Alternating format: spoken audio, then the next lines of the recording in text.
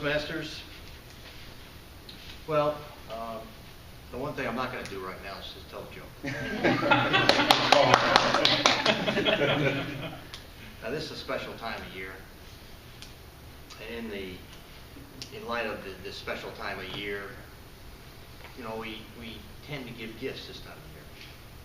And sometimes we like the gifts, and sometimes we don't like the gifts. Sometimes we just open up a gift and we put on the act that, wow, thanks a lot, I really need this, but you know, I've got 5 of them, or it's not really something I want or anything. So the table topics for today is, tell us the gift you really liked or a gift you really did not like that you were given over the holidays. This could be Thanksgiving, this could be for any one of the holidays, Christmas, Hanukkah, whatever the holidays are. My special gift, and obviously this was a very special one, is my daughter was born on the 24th of November, which is right around Thanksgiving. And she is a special person. She's had a lot of health issues, depression. She's had some physical issues, a lot of sinus problems and allergy problems. And she had her issues at school, but she really hung in there, and she eventually graduated from college, Ashland University, and has gotten married and has a mother of 2 very wonderful children, and she's pregnant for her 3rd child, and her 3rd child is going to be born January 10th, very close to the time of due date.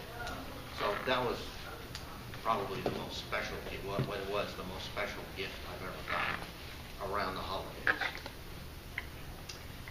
Does anybody else have a special gift? We're talking about special gifts that we've gotten around the holidays, or gifts that we have gotten that we haven't liked around the holidays. So anybody else have a special gift that they've gotten around the holidays? Thank you.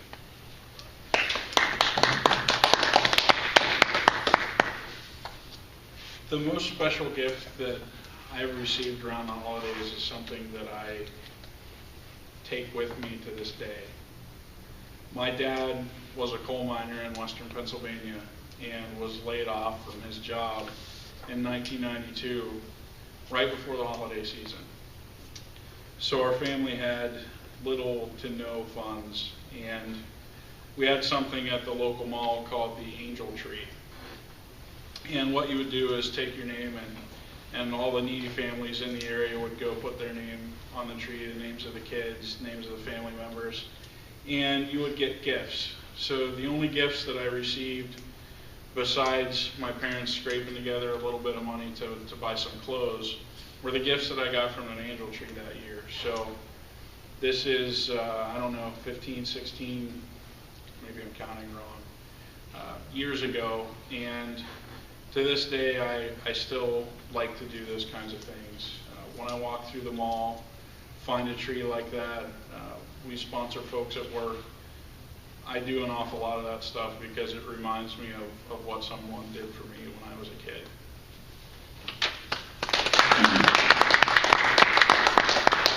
Thanks, Andy. Anybody else?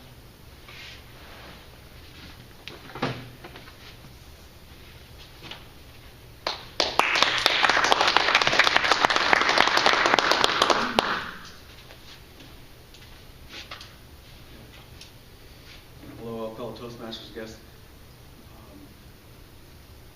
Throughout the years, and Christmas has always meant different things to me. When I was a kid, you had the whole Santa Claus thing, and sneaking around the corner and make sure your toys were there, like at the crack of the dawn.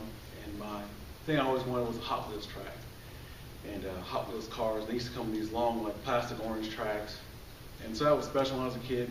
Until I discovered that my mom could like spank you with those things. So that summer I kind of grew out of my like for Hot Wheels tracks. Later in life, I went to college and never had a job when I came home for Christmas. So that was always a depressing time. I could never buy anything for anybody, but my parents always had something for me. So I thought, well, gosh, when I get a job and stuff, I'll take care of everybody. And when I did, with my first marriage. I'd come back to town and buy everybody gifts, and that made me feel good because all the time they'd done so much for me. I was glad about that, and except for the part where my ex-wife, would always have a long list of things she wanted. And I'd struggle. There'd be things that you couldn't find, like in America. I mean, most of the things were, I mean, I'd sit in the mall for hours, or when I did find them, they were like far more than expensive. So I got a sick feeling for Christmas until later, of course, having your own kids kind of renews all that. Kind of brings all that back. You get to take them to Santa. You get to see them be excited. And that was a good thing. But the most special thing that ever happened to me for Christmas was about 6 years ago. It was in October. My dad was having, he's having back pain. And he couldn't stand up straight then. He couldn't walk around. And he said it was something like, some kind of muscle thing or whatever. Well, it turned out it was like a kidney cancer, and it had already spread to his spine. So by the time Christmas came, he was already in a nursing home. And about 2 days before Christmas, they called me up to Toledo. And, it said, you need to come on up. And so me and my brother, we went to town. And our brother was in St. Louis. And we stayed in that room with him for a week, his last week. We didn't get to be here for his first week, obviously. But we had the honor of being with him for his last week. I slept in the bed, because I'm the oldest. And he slept on a cot, my brother. And during that week, I got to know my brother. Because then 6 years ago, we were grown men. I mean, we'd grown apart. So I got to know about things, and we'd go down to the cafeteria and see what they had. Because it'd be closed in the middle of the night, about 2 o'clock. But we'd see what they left out. They'd have little peanut butter things and little jelly things. We'd just sit around and get some milk and sit around. And I got to know him better than I got to know anybody. I have like probably 30 living relatives, blood relatives in Toledo, Ohio. And during that time, they'd all come by. Christmas Day, my cousin came and bought us a big Christmas dinner, more than, we couldn't eat here. And we just sat around and ate and had cousins by all the time. And got to talk to them more than I'd ever talked to anybody since I was a kid, because I moved away after college. So whenever Christmas comes again, I always think about, I don't get upset about the money. I don't get upset about going around all the relatives' house or all the hassles and traffic. I just remember that time and feel like, God, that was the best gift I could ever have, and nothing compared to that. Everything else is small. That's my story.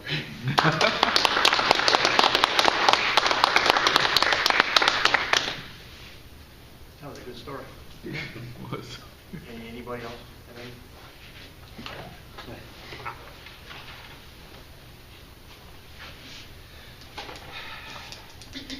On a somewhat equally depressing note, this goes back to about 1982, and I remember that specifically. It was like my second year out of college. I was working at a newspaper in Ashtabula, Ohio.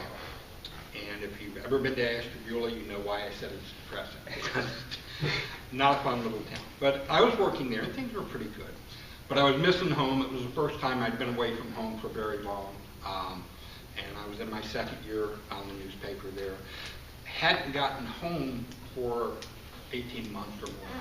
Was really looking to getting back to Columbus and swung things, so I had basically the week from Christmas to New Year's off. So I'm all set. I'm going to go back to Columbus. I'm going to see friends, family. I'm going to have a great time.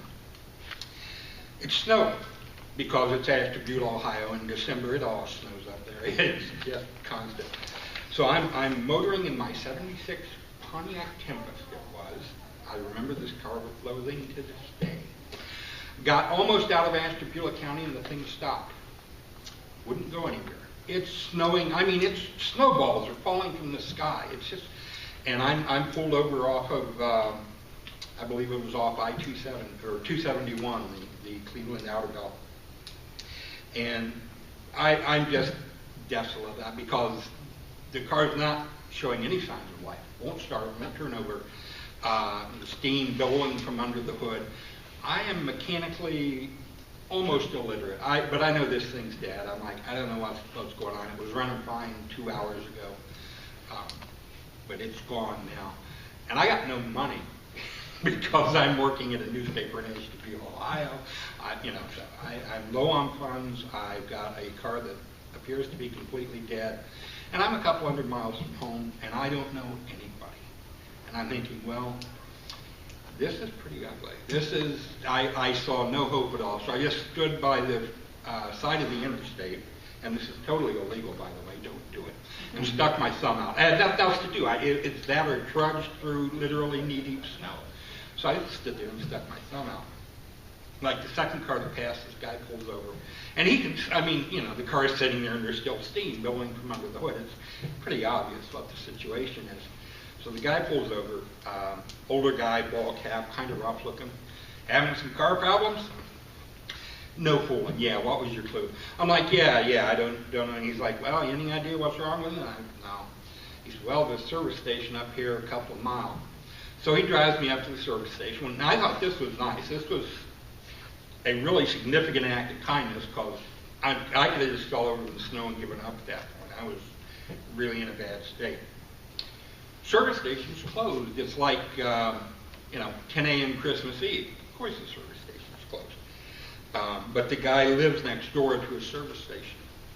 He sees the trucker drop me off. He comes over and says, can I help you with something? I'm like, yeah, I've got a car up the road, 10 miles or so. It appears to be dead at the door now. And I don't know what to do.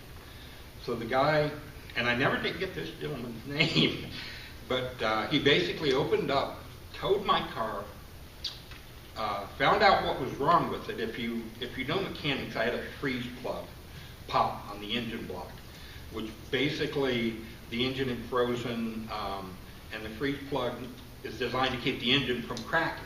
So when it pops, it basically opens up your engine, your coolant drains out, and you're not going anywhere until someone basically plugs the engine again and refills your coolant. So I wasn't going anywhere in that car. Tows my car into a station, figures out what the problem is, and buys me a bus ticket. And I did pay him back, so I had his address. But that was, the guy spent his Christmas Eve messing around with me. So that was pretty cool. I thought that was the kind of kindness I hope I would give in a similar situation.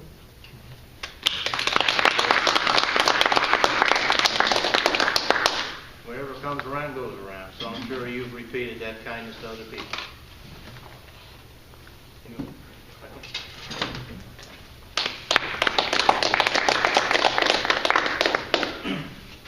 Mr. Toastmaster, my fellow Toastmasters. When I was a kid growing up, my favorite toy, I should say, were G.I. Joe action figures. My uncles had them, and and that's how I got turned on to G.I. Joe action figures. They had them, and we would go and play with theirs at my grandparents' house because they were still living at home. And so, as soon as we discovered them, my parents started giving us, me and my younger brother, who's about 2 years younger than me, these action figures. And so one particular year, we had just moved to New Jersey, and so this was our first Christmas there. And my sister woke me up Christmas Eve. It was probably about 2 a.m. I think my parents had probably just put everything out. And she literally woke us all up. Now at that time there's 7 kids total, but there were 4 that were able to get out of bed, I should say. And so we all went down, and she said, hey, Santa Claus came. And so we went down, and so before we're all playing with our toys. I had a G.I. Joe Jeep, and my brother had something else. We got the Tonto and the Lone Ranger that year. I mean, it was an awesome year. But my parents obviously were awoken by us playing with our toys. And of course, as a parent, you know that the one thing you really want to see is the kids coming down and seeing all the gifts. Well, they got robbed of that gift that year. And I'm really glad that I didn't get Hot Wheels that year.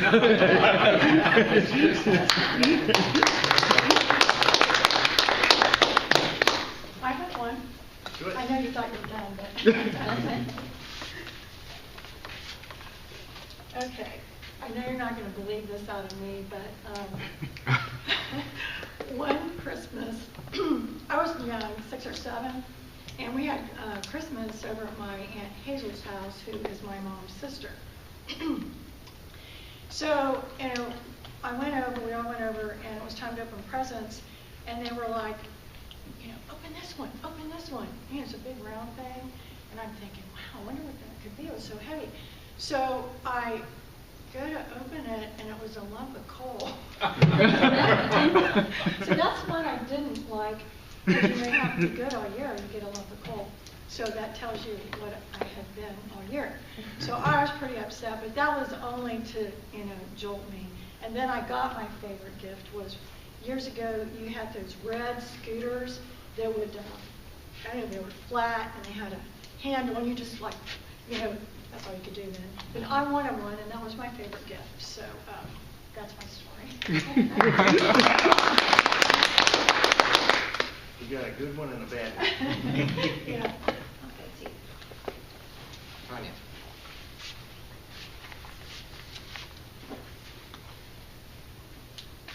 I have a lot of special gifts, so I'll just tell you guys about bad gifts.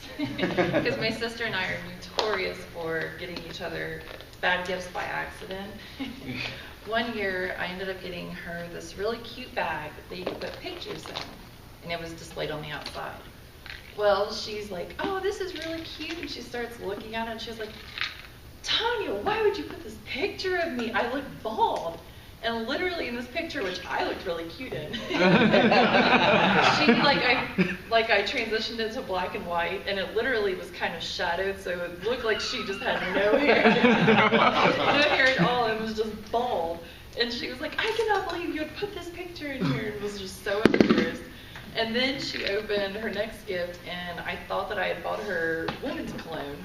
And it was men's. I was like, apparently I was not paying attention this year for Christmas. So the next year, she ended up getting me this really nice, I think it was like something you could burn a candle in, and it was broken. So I go to open it, and it cut my finger. I was like, I guess this is payback for the year before whenever I got you those horrible gifts of being bald and men's cologne that you had to give to your boyfriend. So those are my funny Christmas stories and bad experiences.